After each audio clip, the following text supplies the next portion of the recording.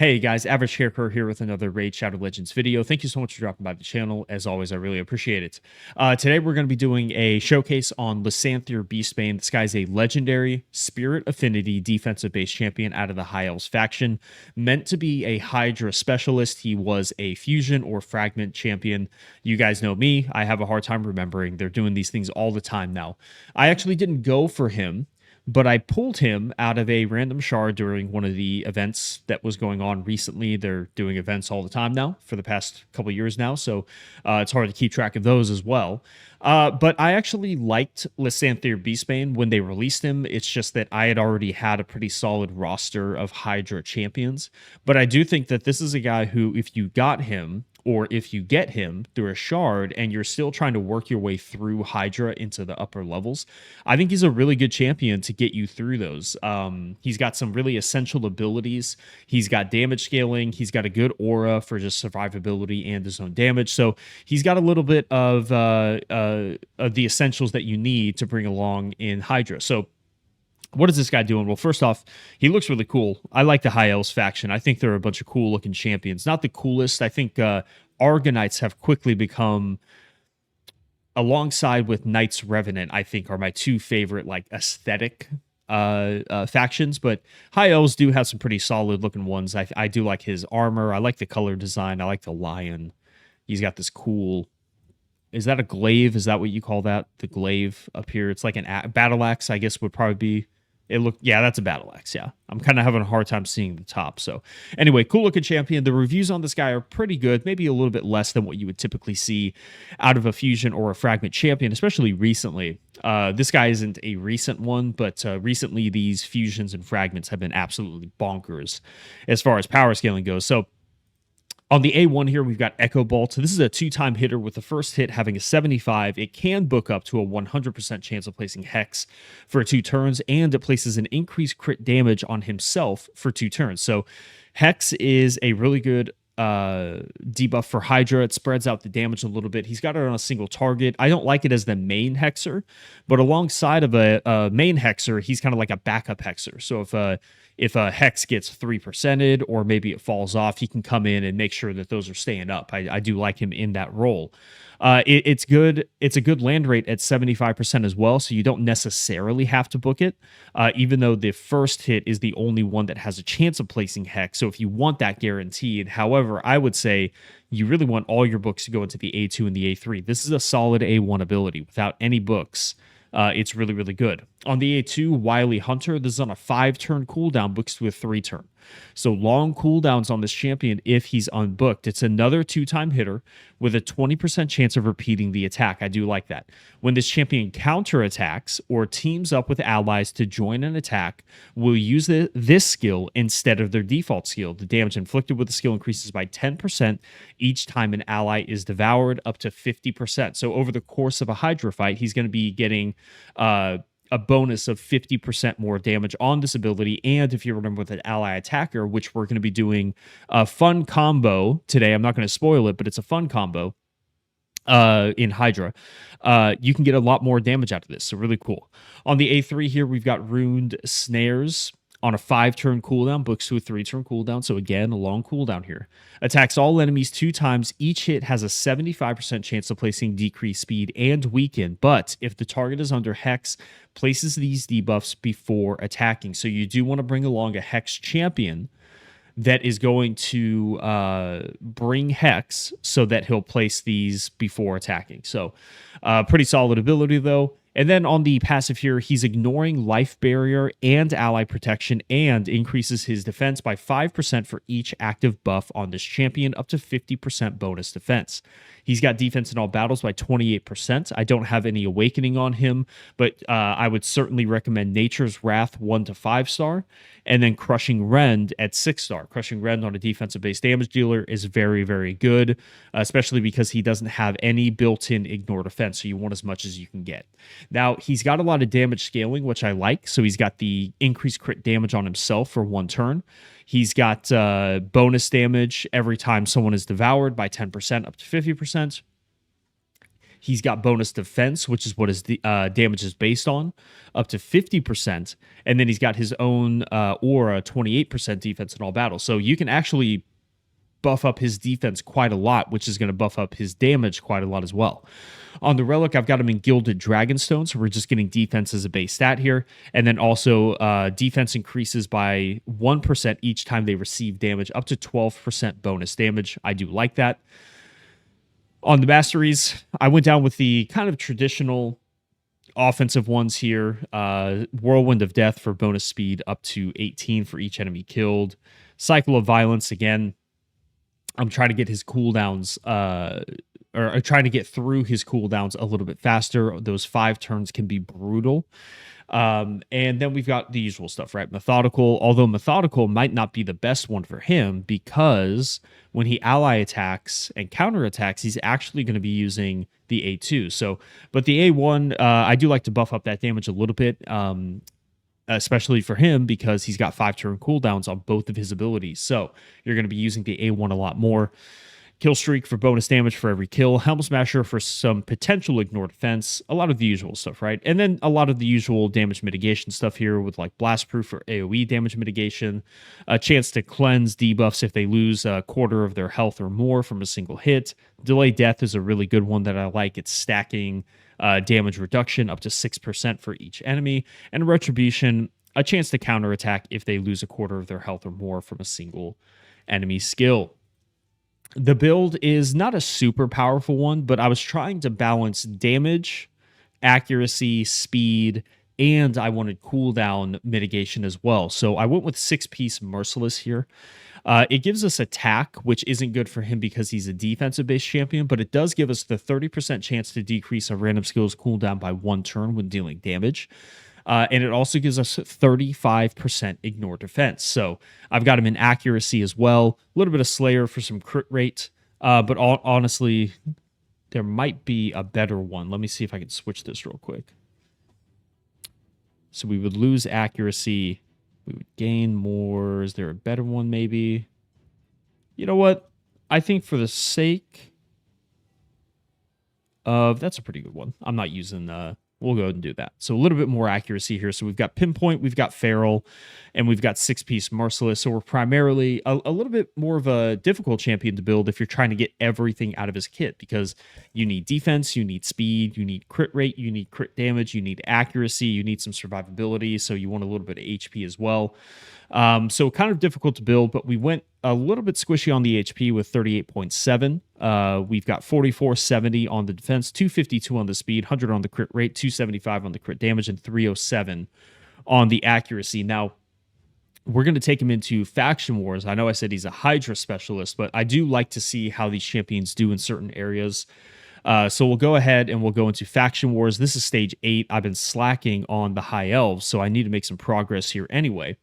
And we're going to run him with a couple different champions. So we've got, obviously, Apothecary is going to be our speed booster and healer. We've got Alexander, who's our drop defense champion for the High Elves. Tatora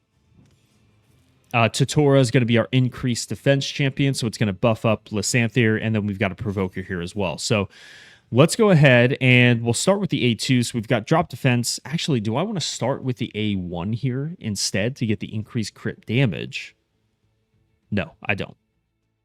I want to start with the A3 because I want to start getting him off cooldown as quick as possible. So we'll slow it down here. This is the 2-time hitter.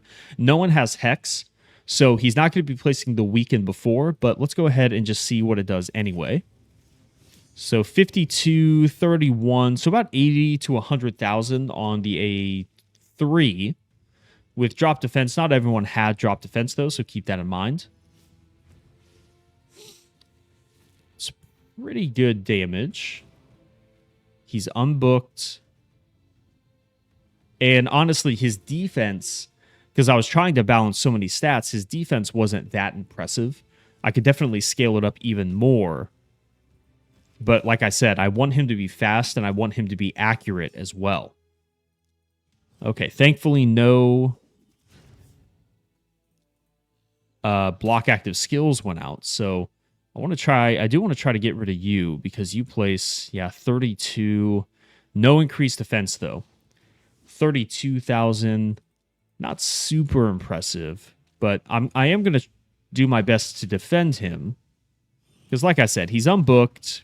I have him in a more of like a hybrid build. So the damage isn't the only thing we're looking for when we're using this guy. Now they've got all their buffs out. Let's go ahead. 28, so about 56,000. Now he's got the increased crit damage. They've got increased defense, though, so again, keep that in mind. I don't want him to get provoked. Yeah, because he's the leader. So now we've got increased defense and increased crit damage, and it goes up a little bit, about 31.6, so that would be about 63 and a half on the A. Sorry, was that the A2 or the A1? All right, so I do want to save his ability, so I think we can just start trying to chip away at these guys. So with increased defense and strengthen and drop defense, he still did about 70,000 on the A1 there. Not bad. Pretty good. We need to be careful here, because I don't have a reviver, so we do need to be careful. So let's start healing.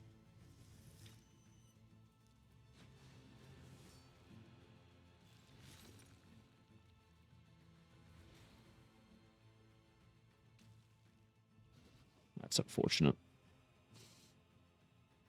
Okay, cool. Okay, I think we're going to be fine. 1734. Yeah, I mean, again, keep in mind that he's bringing along Hex, decreased speed, weaken. He's bringing along a lot of debuffs that are really good. So let's go ahead here. Boom, boom. Yeah, look at that. So almost enough.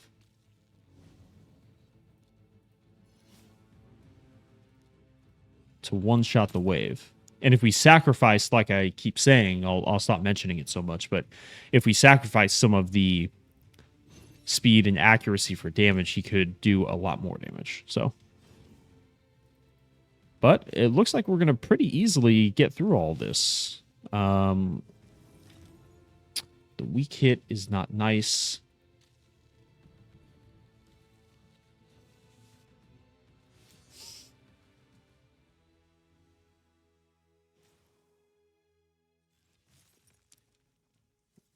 All right, there we go. So we get through it.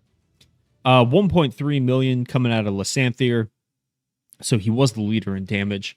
I think before the video's over, I think I'm going to try him in just an all-out damage build, just to see what he can do. So, but for now, I'm going to leave it there. He did get it done, and he did a pretty solid job, in my opinion, for just with the amount of stuff he's bringing to the table. So I'm going to go ahead. I'll get the Hydra team put together. We'll do a run of Hydra hard mode. I'm not going to put him up all the way at the end because he's unbooked with no awakening. So I don't want him, and he's got long cooldowns as well. So I do want to give him a fair shot in the area, the level that I think he would be best at in his current condition. So we'll do hard mode. Let me put the team together, and then we'll get started, okay? I'll be right back.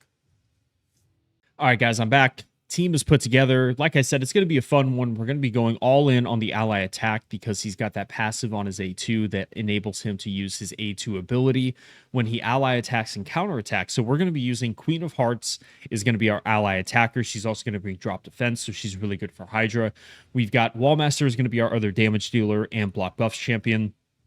Wixwell is going to buff us with increased defense, and he's our provoker. Excuse me. We've got Lysanthir, who's going to be our drop speed and weaken champion. He also has some Hex on the A1. And then we've got the combination that I really like of Glorious Palace with the A2 Fervor. And then Mavara, the Web Diviner, with the A1 passive, where all allies under a Fervor have a 50% chance of joining the attack of other allies under a Fervor buff. So she's also got increased resistance, perfect veil, so she's really good for Hydra. So it's a lot of fun, a lot of synergy here with the ally attack. Let's go ahead and go in. So you'll see here right off the bat, he goes in with the A2 immediately with the ally attack. So let's go here, place the block buffs. Place the increased resistance. Place the fervor. We've already got the provoke out, which is really nice. And now we can go in and hopefully we can play some weakens and drop speeds, which we do. Perfect. He's not 100%, so a little bit of RNG that goes into it, but we can already see the ally attacks going in. Now, I want to prioritize. We don't have Hex, so I can't really prioritize him, but I do want to try to prioritize the Poison Cloud Head. So we can go in here. He's already provoked, which is perfect. And there you go. So the ally attacks are already starting to kick in. Let's go here. Boom. There it is again. Already one head decapitated. Very, very cool. Look at that. So he's doing about 300,000 on the A2 as well, which is awesome. I want to extend these debuffs a little bit. Some of the fervors are already running out, but Mavara will, when she uses her A1, she'll re-up on those. So look at that. And then there you have the 20% chance of repeating the attack. So he ended up doing about 1.2 million damage there, which is really cool. Love to see it. A lot of damage here. Now, the only downside is that if you ally attack off of that passive, they killed Hydra in the sense that once you get their HP down, you just stop dealing damage. So that's a little bit of a bummer. It does nerf it a little bit, but it's still a lot of fun. There you go. Boom. Look at that. So much fun. So much fun. Mavara, like I said, really good against the Fearhead because she can come in here and she can place Perfect Veil on everybody. Boom. Look at that. Now we don't have to worry about that anymore. So let's go in with the A1. 247 and then almost 200. So roughly about 350,000 damage there.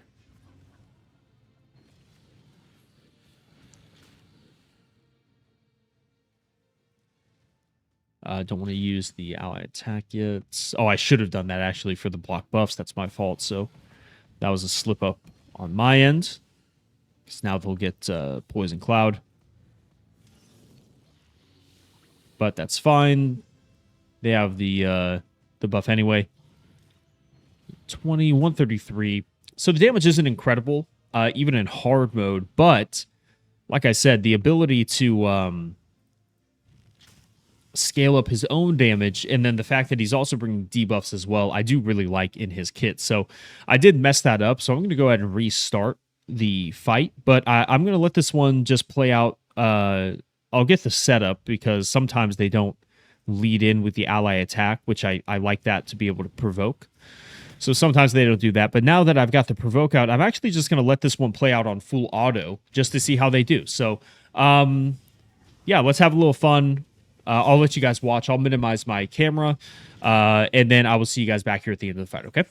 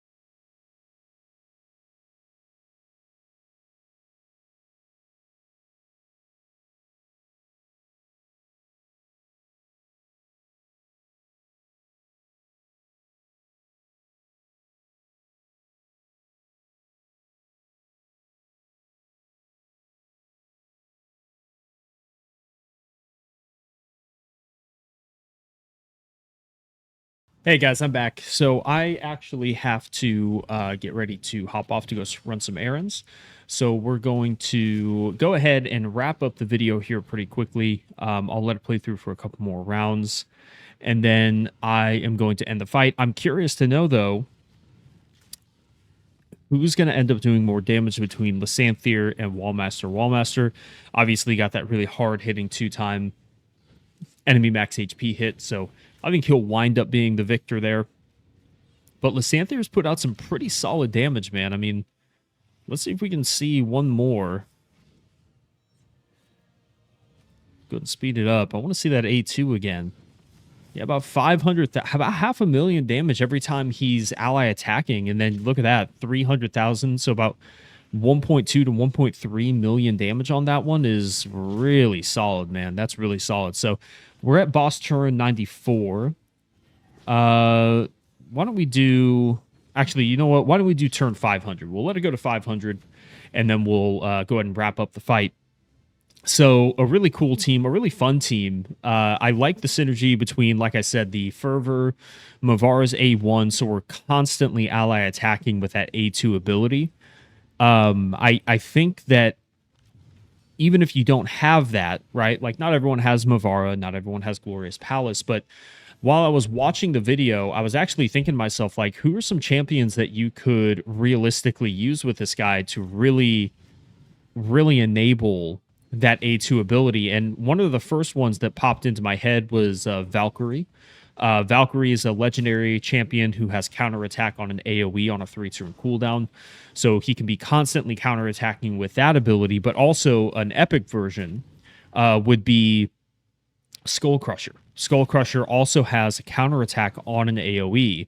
I can't quite remember if it's on a 3-turn cooldown when it's booked. It might be 4-turn because he's an epic, but it's still a really powerful combination. You can also run a Farrakhan the Fat with him, an epic ally attacker who also has increased crit rate and crit damage. So we can help you with that. If you have used Mikage, Mikage is a really good option. There are plenty of ally attack champions in the game now. There's still not very many counterattack champions, but there are some single target counterattack champions as well. Like, they'll place a counterattack on a champion, and you could certainly run them as well. So I'm a big fan of this guy. I think, I went way past 500. I apologize. So I was rambling. Let's go ahead and end the battle there, and let's see who did the most damage. So we do 161.87 million damage. Wallmaster, yeah, I figured with that enemy max HP, he was going to do a lot more, and he did. He doubled the damage there, so 90 million out of Wallmaster, but he's also 4-star awakened with Nature's Wrath, so he's damage scaling a lot because of that. Lysanthir, though, with a solid 46.3 million damage. I'm a big fan of this guy. I think if I think if you book him, and you get the A3 and the A2 on a 3-turn cooldown, primarily the A3, though, because the cooldown on the A2, it actually feels like it doesn't really matter that much on a team like this because you're constantly using it. Like, you're constantly using this ability. So you might even, if you were to get lucky enough to just put the books into the A3, I wouldn't even bother with the A1 and the A2, especially if you're going to be using him in a counterattack or ally attack team, because, like I said, it feels like he's using this ability all the time. And so, again, if we just look real quick, just to wrap up this section, because I do want to do a damage test. So do I have, how many counterattack champions do I have? So I've got Valkyrie, of course, has the counterattack on an AoE. Skull Crusher, he does have it on a 3-turn cooldown, so that's really good. But then as I'm just looking through this, a lot of these are going to be on themselves. So, yeah, counterattack on themselves, counterattack on themselves, counterattack on this champion. Yeah, so maybe as far as individuals go, it might be not as many as I thought. It seems to be they're just self-buffing with that. But let me know if there are any champions that have a targeted counterattack. I know there's a couple.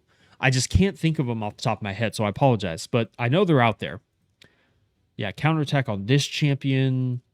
counterattack on this champion. Yeah, so let me know if you guys know of any counterattack on this champion.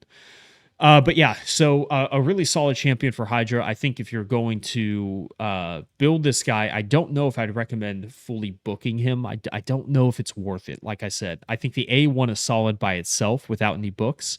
I think that if you're going to be using him with a counterattack and an ally attacker, I actually don't know if you need to book this ability either, because really all you're getting is that, and to be fair, 20% damage can certainly contribute over the course of a long fight. But again, I don't know if it's absolutely necessary. The only one that I would say, like, if you're going to use this guy a ton, I would definitely try to book the A3 to get the 100% chance of getting drop speed and weaken.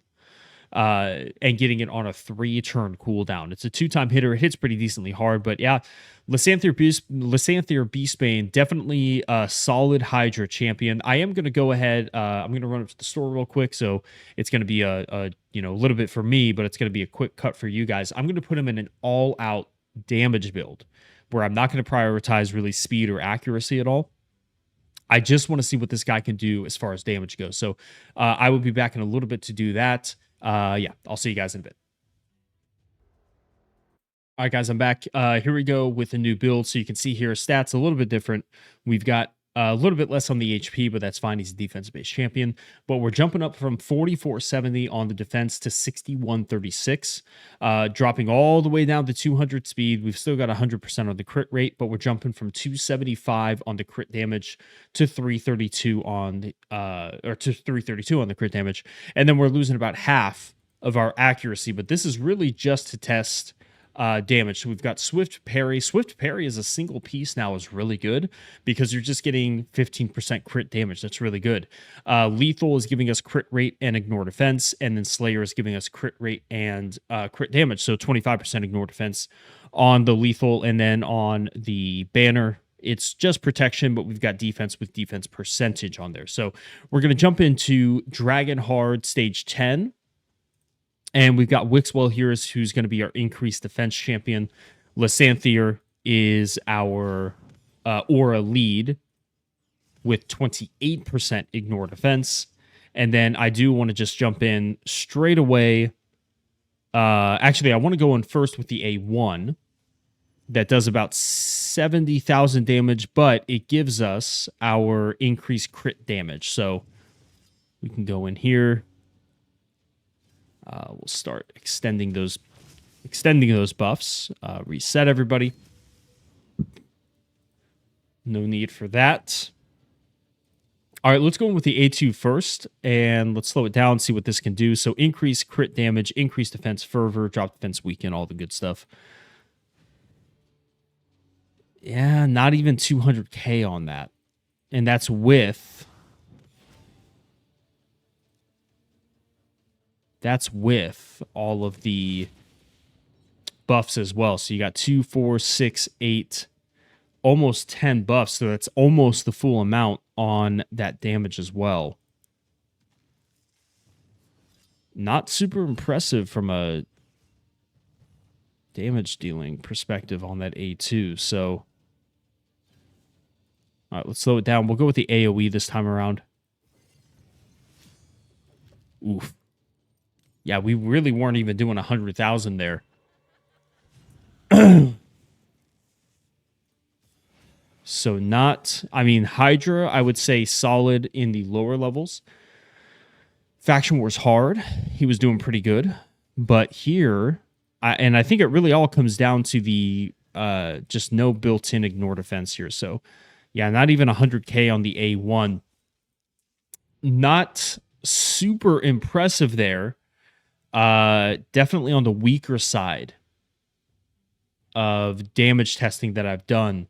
So we've got 25% ignore defense, potentially 50% ignore defense if the Helm Smasher procs, and with a pretty decent amount of defense as well, 6136 with a 28% aura lead and increased defense with drop defense and weaken with increased crit damage and fervor.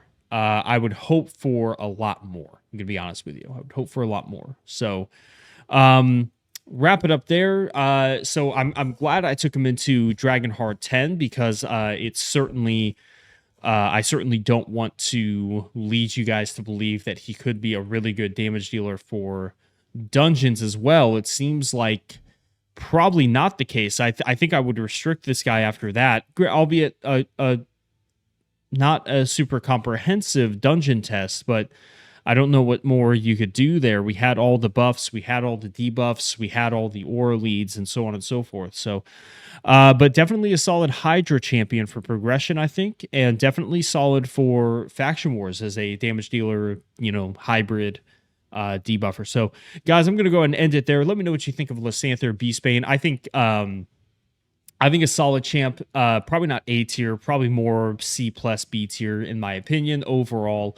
But that doesn't mean that he's bad, obviously. It just means that he's not as good as some of the meta OP champions in the game. So, and that's fine. Not everyone has to be. So, thank you so much for dropping by the channel. As always, I really appreciate it. I'll try to get back to regularly posting here now that some stuff going on at work. I'm going to be switching companies, it looks like. Don't want to get too much into it, but that's what's been keeping me from posting the past couple days.